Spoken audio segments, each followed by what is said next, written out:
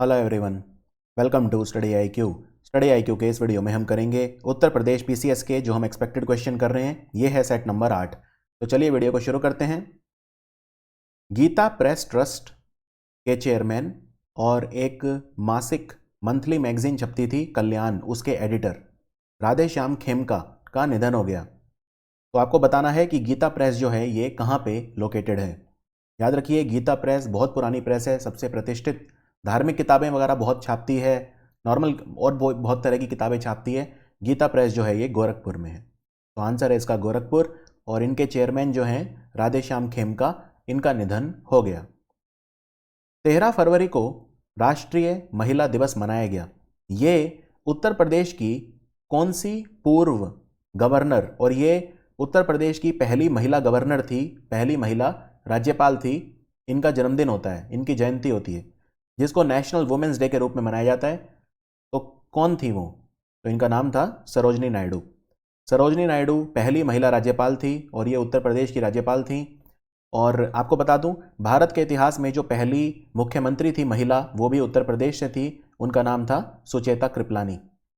सुचेता कृपलानी। और कस्तूरबा गांधी का जन्मदिन हम किस रूप में मनाते हैं जानते हैं? कस्तूरबा गांधी का जो जन्मदिन होता है हम उसे नेशनल सेफ मदरहुड डे के रूप में मनाते हैं। National safe motherhood day, Hindi में इसको बोलते हैं राष्ट्रीय सुरक्षित मातृत्व दिवस। राष्ट्रीय सुरक्षित मातृत्व दिवस, और ये 11 अप्रैल को होता है। ठीक है, तो राष्ट्रीय महिला दिवस जो है ये सरोजिनी नायडू का जन्मदिन होता है। और अंतर्राष्ट्रीय महिला दिवस जो है वो 8 मार्च को होता है। अभी अभी भारत की जो सरकार है उन्होंने एक योजना शुरू करी है जिसका नाम है ग्राम उजाला योजना। ग्राम उजाला। ग्राम उजाला योजना में दुनिया में सबसे सस्ता एलईडी बल्ब सिर्फ 10 रुपए में दिया जा रहा है गांव के लोगों को। रूरल एरियाज में जो एलईडी बल्ब हैं वो सिर्फ 10 रुपए में दिए जा रहे हैं। तो आपको यह बताना है इसके पहले चरण में उत्तर प्रदेश का कौन सा जिला है। यानी कि पूरे भारत में यह योजना पहले चरण में सिर्फ 5 डिस्ट्रिक्ट में लागू हुई है, ग्राम उजाला योजना। तो ये 5 जिले कौन से हैं? एक तो है आरा। आरा डिस्ट्रिक्ट बिहार में है। ये जो आर के सिंह है हमारे बिजली मंत्री, उनकी कॉन्स्टिट्यूएंसी भी है आरा। दूसरा है वाराणसी। तो दूसरा है वाराणसी। उसके बाद तीसरा जो है इसमें वो है विजयवाड़ा। विजयवाड़ा आंध्र प्रदेश में है। चौथा है नागपुर। और कुछ विलेजेस वेस्टर्न गुजरात में हैं। तो ये 5 बस डिस्ट्रिक्ट हैं जिनमें ये योजना चलाई जा रही है। आरा, वाराणसी, विजयवाड़ा, नागपुर और वेस्टर्न गुजरात के एक दो कुछ गांव हैं वहाँ पे। तो ये योजना जो है इसमें एक 7 वाट का बल्ब होता है और एक 12 वाट का एलईडी बल्ब होता है। 3 साल की वारंटी होती है इन बल्बों की, और ये लगाए जाते हैं। एक घर को सिर्फ 5 एलईडी अलाउड हैं, उससे ज़्यादा नहीं। और इस योजना को लागू कर रहा है कौन? CESL यानी कन्वर्जेंस एनर्जी सर्विसेज लिमिटेड, जो एनर्जी एफिशिएंसी सर्विसेज लिमिटेड की ही एक शाखा है। और ये जो कंपनी है एनर्जी एफिशिएंसी सर्विसेज लिमिटेड, ये हमारे बिजली मंत्रालय के अधीन आती है। तो ये पूछा है यूपी में कहाँ पे हुई है? तो यूपी में ये हुई है वाराणसी में। यूपी में वाराणसी में ग्राम उजाला योजना लागू हुई है। मध्य प्रदेश और उत्तर प्रदेश, इनके मुख्यमंत्री जो हैं वो मिले और केंद्र सरकार की तरफ से भी प्रधानमंत्री थे। उन्होंने मिलकर कौन सी 2 नदियों को जोड़ने के लिए, कौन सी नदी जोड़ परियोजना के लिए मेमोरेंडम ऑफ एग्रीमेंट साइन करा है। तो ये 2 नदियां कौन सी है जो जोड़ी जाएंगी? यहाँ पे आपके ऑप्शन है, तो याद रखिए ये हैं केन और बेतवा। केन और बेतवा। और आपको ये याद रखना है कि केन नदी का पानी बेतवा में जाएगा। केन नदी में पानी की कमी नहीं है लेकिन बेतवा सूख जाती है, तो इसमें केन नदी का पानी जो है वो बेतवा में जाएगा। इससे जो बुंदेलखंड का इलाका है उनको फायदा होगा। अब सवाल ये है कि किनको फायदा होगा। तो सबसे पहले आपको बताता हूं यूपी और फिर बताता हूं एमपी। तो यूपी में झांसी, बांदा, ललितपुर और महोबा। यूपी के 4 जिलों को फायदा होगा, झांसी, बांदा, ललितपुर और महोबा। और मध्य प्रदेश की बात करूं तो टीकमगढ़। अब इसमें निवाड़ी भी जोड़ दीजिए क्योंकि टीकमगढ़ से ही अलग होकर बना है निवाड़ी। टीकमगढ़, निवाड़ी, पन्ना और छतरपुर। इनको फायदा होगा। केन नदी का पानी बेतवा में जोड़ा जा रहा है। इसमें जो एक बहुत इंपॉर्टेंट चीज़ आपको याद रखनी है वो ये कि यहाँ पे जब ये मान लो केन नदी है और ये बेतवा है, हम इनको जोड़ रहे हैं तो एक तो कनाल बनाएंगे और एक बांध बनाएंगे पानी को इकट्ठा करने के लिए। तो जो बांध बनेगा उसका नाम है दौधान बांध। ठीक है, इसका नाम है धोदान बांध। और ये जो बांध होगा ये 77 मीटर ऊंचा होगा, 77 मीटर हाई, और 2 किलोमीटर चौड़ा होगा। 2 किलोमीटर चौड़ा और 77 मीटर जो है ये लंबा या ऊंचा होगा। एक बात और, ये 230 किलोमीटर की कनाल बनेगी, ये जो दोनों नदियों को जोड़ेगी, 230 किलोमीटर। दूसरी बात ये कि ये केन और बेतवा को 2 चरणों में जोड़ा जा रहा है। जो पहला चरण है उसमें तो मैंने बताया दौधान बांध बनेगा, और दूसरे चरण में क्या क्या बनेगा? दूसरे चरण में एक बांध और बनेगा जिसका नाम है लोअर ओर। एक चीज और बनेगी जिसका नाम है बीना कॉम्प्लेक्स, और एक बनेगा कोठा बैरेज। बैरेज जो होता है वो नदी का बहाव मोड़ने के लिए इस्तेमाल किया जाता है। तो पहले चरण में बनेगा दौधान बांध और दूसरे में लोअर ओर डैम, बीना कॉम्प्लेक्स और कोठा बैरेज। एक सवाल यह भी आ सकता है कि इस प्रोजेक्ट को लागू करने से, केन और बेतवा को जोड़ने से कौन से टाइगर रिजर्व को नुकसान होगा? तो वो है पन्ना टाइगर रिजर्व। पन्ना टाइगर रिजर्व मध्य प्रदेश में है, इसको नुकसान होगा क्योंकि ये जो केन और बेतवा को जोड़ने के लिए कनाल बनेगी ये इसी टाइगर रिजर्व से होके जाएगी। तो काफ़ी सारा हिस्सा पन्ना टाइगर रिजर्व का जलमग्न होना पड़ेगा, और ऐसा माना जा रहा है कि 8 लाख पेड़ जो हैं वो काटे जाएंगे इस कनाल को बनाने के लिए। दूसरी बात ये कि ये अगर पूछे कि किस दिन साइन हुआ था तो 22 मार्च को हुआ था। 22 मार्च जो है अंतर्राष्ट्रीय जल दिवस होता है, वर्ल्ड वाटर डे बोलते हैं इसे।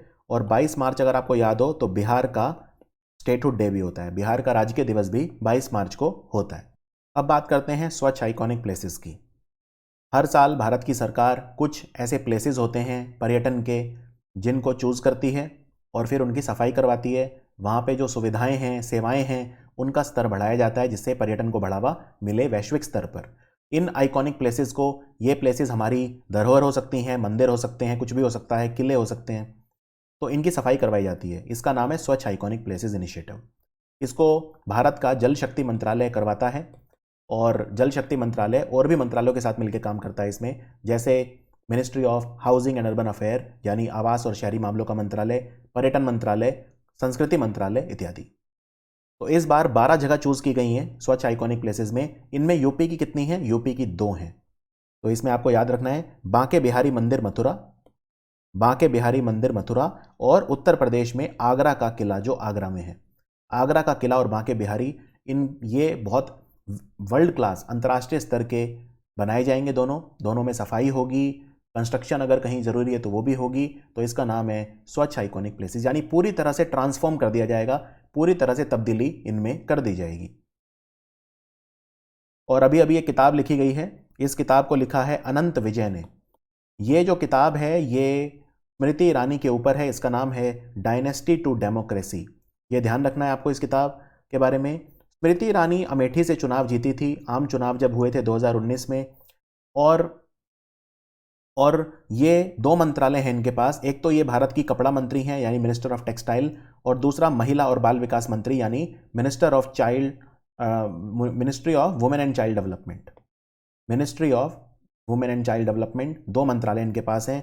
अमेठी में चुनाव जीती थी, और उसकी कहानी है पूरी कि कैसे इन्होंने अमेठी में चुनाव जीता। डायनेस्टी टू डेमोक्रेसी, इसको लिखा है अनंत विजय ने।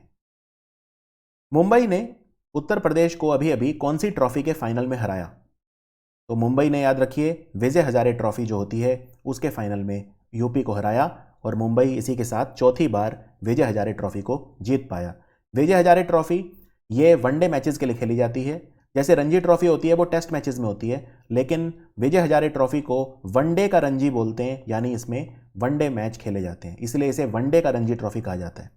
और विजय हजारे ट्रॉफी सबसे ज्यादा बार तमिलनाडु ने जीती है, 5 बार। दूसरे नंबर पे अब मुंबई जीत चुका है 4 बार, और मुंबई की तरफ से पृथ्वी शॉ जो थे उनका परफॉर्मेंस बहुत अच्छा था। उत्तर प्रदेश राज्य को कौन सी योजना को सबसे जल्दी लागू करने के लिए राष्ट्रीय पुरस्कार मिला? ठीक है, सबसे जल्दी लागू करने के लिए राष्ट्रीय पुरस्कार मिला तो याद रखिए 2020-21 वर्ष में सबसे अच्छा, सबसे जल्दी उत्तर प्रदेश ने जिस योजना को लागू करा वो है प्रधानमंत्री किसान सम्मान निधि योजना। प्रधानमंत्री किसान सम्मान निधि योजना को हम पीएम किसान भी बोलते हैं, पीएम किसान। आपको बता दूं यह योजना कब की गई थी, यह क्वेश्चन आता है। 24 फरवरी 2019 को गोरखपुर से शुरू की गई थी। प्रधानमंत्री मोदी ने गोरखपुर से आगाज किया था इस योजना का। इसमें जब यह शुरू हुई थी तब यह था कि भारत का हर वो किसान जिसके पास 2 हेक्टेयर जमीन से कम है उसे सरकार की तरफ से 6,000 रुपये हर साल मिलेंगे। 2-2 हज़ार रुपये की 3 किश्त मिलेंगी, टोटल 6,000 रुपये। लेकिन बाद में ये 2 हेक्टेयर वाला क्राइटेरिया हटा लिया गया था, तो अब इसमें यह सीमा हटा दी गई है। अब भारत का हर किसान कोई भी हो, चाहे उसके पास कितनी भी जमीन हो, उसको 6,000 रुपये उसके अकाउंट में दिए जाते हैं और 2-2 हज़ार रुपये की 3 किश्तों में दिए जाते हैं। इस योजना का नाम है प्रधानमंत्री किसान सम्मान निधि योजना।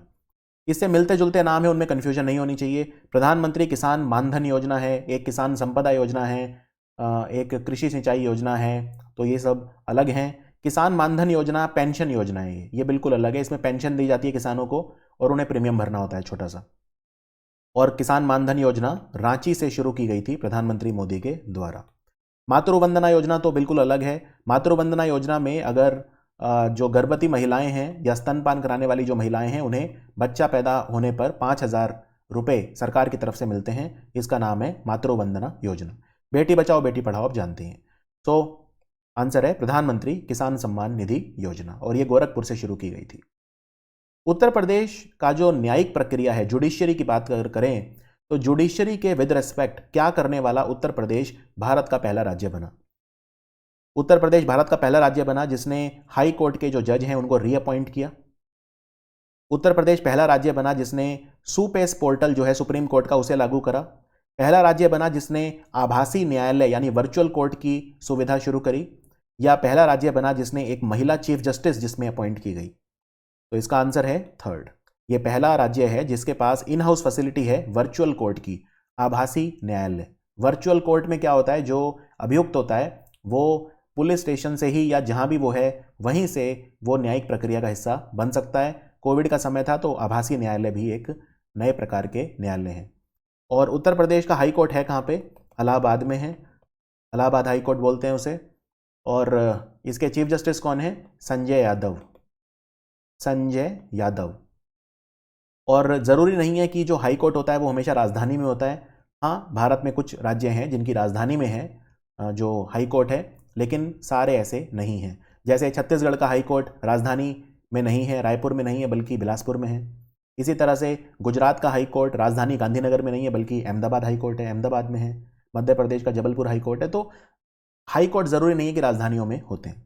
जैसे यूपी का अब लखनऊ में नहीं है, इलाहाबाद में, इलाहाबाद हाई कोर्ट। समझ में आया। और हाई कोर्ट के जो रिटायर्ड जज हैं उन्हें भी रीअपॉइंट किया जाता है कई बार आर्टिकल 224A के तहत। आर्टिकल 224A ये अनुमति देता है हमारे चीफ जस्टिस को कि वो जो हाई कोर्ट के रिटायर्ड जज हैं उन्हें वो रीअपॉइंट कर सकता है कुछ समय के लिए, क्योंकि मुकदमे इतने ज़्यादा हैं और जज कम हैं। और महिलाओं की अगर मैं बात करूं तो भारत का आज की तारीख में एक ही हाई कोर्ट है जिसमें एक महिला चीफ जस्टिस है और वो है Telangana high court. Telangana high court में हीमा कोहली जो हैं वो चीफ जस्टिस हैं, मुख्य न्यायाधीश हैं उच्च न्यायालय में तेलंगाना के। तो ये जो है एक अपवाद कहा जाएगा, एक ही महिला हैं। और हमारे सुप्रीम कोर्ट में भी एक ही जज हैं जो महिला हैं, बस पूरे सुप्रीम कोर्ट में मैक्सिमम जो जज हो सकते हैं वो 34 हो सकते हैं, 33+1, 33 जज और एक chief justice, total 34। Chief justice हमारे नए बने हैं अभी NV रमन और ये आंध्र प्रदेश के हैं, ये भी याद रखिए। तो वो सुप्रीम कोर्ट की जो एक महिला वो जो हैं जज वो कौन है, उनका नाम है इंदिरा बनर्जी। बस एक ही महिला है जो सुप्रीम कोर्ट में जज है, इंदिरा बनर्जी। भारत की सरकार खिलौने जो हैं उनको बनाने के लिए खिलौना विनिर्माण केंद्र यानी टॉय क्लस्टर बनाएगी 8। इनमें से यूपी में कितने बनेंगे, और ये सफुर्ती योजना के तहत बनाए जाएंगे। सफुर्ती की फुल फॉर्म है scheme of fund for regeneration of traditional industry, यानी हमारे जो परंपरागत उद्योग हैं, जैसे शहद उद्योग है, शहद उद्योग की बात चलती है इसमें खिलौनों की बात चलती है, बहुत सारे हमारे परंपरागत उद्योग हैं। तो उनका विकास किया जाएगा, उनको सरकार आगे बढ़ाएगी, उसमें वो नॉलेज देगी, सरकार लोन देगी और जो भी तकनीकी सहायता हो सकती है वो देगी। क्लस्टर अप्रोच फॉलो की जाएगी। क्लस्टर मतलब होता है जब बहुत सारे विनिर्माण केंद्र एक साथ लगा दिए जाते हैं, इससे इकोनॉमीज ऑफ स्केल रीच हो जाता है, यानी सारे मिलके जब बनाते हैं, मशीन वगैरह शेयर करते हैं, तो कॉस्ट ऑफ प्रोडक्शन कम हो जाती है, जो लागत होती है वो कम हो जाती है। तो यूपी में कितने बनेंगे? तो यूपी में एक बनेगा, ठीक है, एक बनेगा, आंसर है 1। और मैं आपको दिखा देता हूं यहां पे, ये टोटल 8 बनेंगे टॉय क्लस्टर। राजस्थान में बनेगा 1, यूपी में भी बनेगा 1, राजस्थान में 2 हैं, एक्चुअली राजस्थान में 2 हैं, मध्य प्रदेश में 3 है, 1 कर्नाटक और 1 तमिलनाडु, ठीक है। तो टोटल हो गए 8। तो 8 में से 1 बनेगा यूपी में, और वो कहां बनेगा? चित्रकूट में। तो चित्रकूट में बनेगा चित्रकूट वुडन टॉय क्लस्टर, जो चित्रकूट में एक जगह है कारवी, वहां पे बनेगा। तो ये याद रख लीजिए, एक खिलौना विनिर्माण केंद्र जो है, क्लस्टर है, वो यूपी में बनेगा चित्रकूट में। और अगर मैं उत्तर प्रदेश के परंपरागत खिलौनों की बात करूं, तो यूपी में 3 जगह है जहां पे खिलौने बनते हैं परंपरागत। एक है वाराणसी क्लस्टर, वाराणसी के जो वुडन टॉयज हैं बहुत ज़्यादा मशहूर हैं, 200 साल से बन रहे हैं। इनफैक्ट लकड़ी के खिलौने मिर्ज़ापुर में भी बनते हैं, वाराणसी के नज़दीक मिर्ज़ापुर में भी बनते हैं, लेकिन वाराणसी मुख्य है। इसके अलावा सहारनपुर वेस्टर्न यूपी की बात हो रही है, वहाँ पे भी खिलौने बनाए जाते हैं, और ग्रेटर नोएडा में भी बनाए जाते हैं। इनफैक्ट यूपी की सरकार ने अक्टूबर के महीने में, अक्टूबर 2020 में घोषणा करी थी कि ग्रेटर नोएडा में टॉय सिटी बनाया जाएगा। टॉय सिटी, खिलौना शहर एक तरह से, वो ग्रेटर नोएडा में बनाया जाएगा। उत्तर प्रदेश जो है, वो उत्तर प्रदेश का कौन सा शहर है जो भारत के टॉप 10 शहरों में था म्युनिसिपल परफॉर्मेंस इंडेक्स में?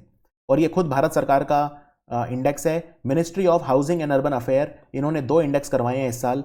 एक है ease of living index. Ease of living index बताता है कि भारत का कौन सा शहर रहने लायक है, कितना ज्यादा, ठीक है। बड़े शहर अलग, छोटे शहर अलग, बड़े शहरों की लिस्ट अलग आती है, छोटे शहरों की लिस्ट अलग आती है। और ईज ऑफ लिविंग इंडेक्स में यूपी का एक भी शहर नहीं है, ना बड़े शहरों में ना छोटे शहरों में। मैं दिखाऊंगा, अभी आपको पूरी सूची दिखाऊंगा। और म्युनिसिपल परफॉर्मेंस इंडेक्स दिखाता है कि किस जगह की जो म्युनिसिपल कॉरपोरेशन है, नगर निगम, उसने कितना अच्छा काम किया, स्वच्छता में कितना अच्छा काम किया। तो म्युनिसिपल परफॉर्मेंस इंडेक्स में बड़े शहरों में तो उत्तर प्रदेश का कोई नहीं है, लेकिन हाँ छोटे शहरों में एक है, और वो है झांसी। तो आंसर है इसका झांसी। और मैं आपको अब लिस्ट दिखाता हूं। सबसे पहले म्युनिसिपल परफॉर्मेंस इंडेक्स, आप देख सकते हैं यहां पे सबसे अच्छा नगर निगम है बड़े शहरों में। ये बड़े शहर हैं और ये छोटे शहर हैं। तो पहले बड़े शहरों में देखते हैं। इंदौर नंबर 1 है, फिर सूरत, भोपाल, पिंपरी छिंचवाड़, ये पिंपरी छिंचवाड़ जो है महाराष्ट्र में है, पुणे, अहमदाबाद, रायपुर, ग्रेटर मुंबई, विशाखापट्टनम और वडोदरा।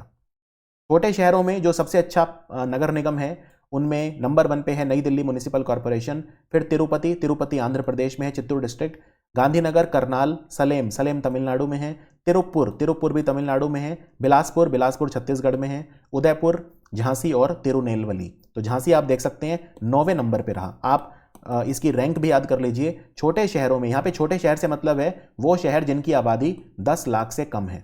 तो झांसी की आबादी 10 लाख से कम है और 9वें नंबर पे झांसी रहा छोटे शहरों में नगर निगम सूचकांक में। अब मैं आपको दिखाता हूं ईज ऑफ लिविंग इंडेक्स, जो बताता है भारत के सबसे ज्यादा रहने लायक शहर कौन से हैं। तो बड़े शहरों की बात करते हैं। बड़े शहर से मतलब यहां पे वो है जिसकी आबादी 10 लाख से ज्यादा है। बेंगलोर भारत का सबसे अच्छा शहर है रहने के लिए, सबसे बेंगलोर, पुणे, अहमदाबाद, फिर चेन्नई, सूरत, नावी मुंबई, कोयंबटूर तमिलनाडु में है, वडोदरा, इंदौर और ग्रेटर मुंबई। फिर छोटे शहरों में रहने लायक सबसे ज्यादा शिमला है, हिमाचल की राजधानी, फिर भुवनेश्वर, सिलवासा जो है ये दादरा नगर हवेली की राजधानी है, यूनियन टेरिटरी, काकीनाडा आंध्र प्रदेश में है, सलेम, वेल्लोर, गांधीनगर, गुड़गांव जो गुरुग्राम हो गया है अब, दावनगिरी कर्नाटक में है, और तिरुचिरापल्ली जो तमिलनाडु में है, इसे त्रिची भी बोलते हैं। सो ये हमारे सबसे रहने लायक शहर हैं भारत के, बड़े और छोटे। चलिए आगे बढ़ते हैं। उत्तर प्रदेश की सरकार ने अभी 2021 के लिए ई पंचायत पुरस्कार जीता। ई पंचायत पुरस्कार उसे मिलता है जो पंचायतों में टेक्नोलॉजी का इस्तेमाल सबसे अच्छा करता है, आईटी का इस्तेमाल करता है, जो आज की टेक्नोलॉजी है उनका इस्तेमाल करता है, जिससे गवर्नेंस को बढ़ाया जा सके। तो ई पंचायत पुरस्कार किसने दिया है, किस मंत्रालय ने दिया है उत्तर प्रदेश की सरकार को? Ministry of Panchayati Raj, ministry of electronics and information technology, ministry of agriculture and farmer welfare, या मिनिस्ट्री ऑफ रूरल डेवलपमेंट। तो ऑप्शन काफ़ी क्लोज हैं और इस तरह के सवाल बहुत मुश्किल होते हैं, क्योंकि अगर आपने डेप्थ में नहीं पढ़ा है तो आप आंसर नहीं कर पाएंगे। तो ई पंचायत पुरस्कार दिया है मिनिस्ट्री ऑफ पंचायती राज ने। आंसर है ऑप्शन 1। तो यह था हमारा सेट नंबर 8 यूपीपीसीएस 2021 के संभावित प्रश्नों का। मिलते हैं बहुत जल्दी सेट नंबर 9 में। मुझे पूरी उम्मीद है आप इस सीरीज को एंजॉय कर रहे होंगे। Thank you for watching study IQ।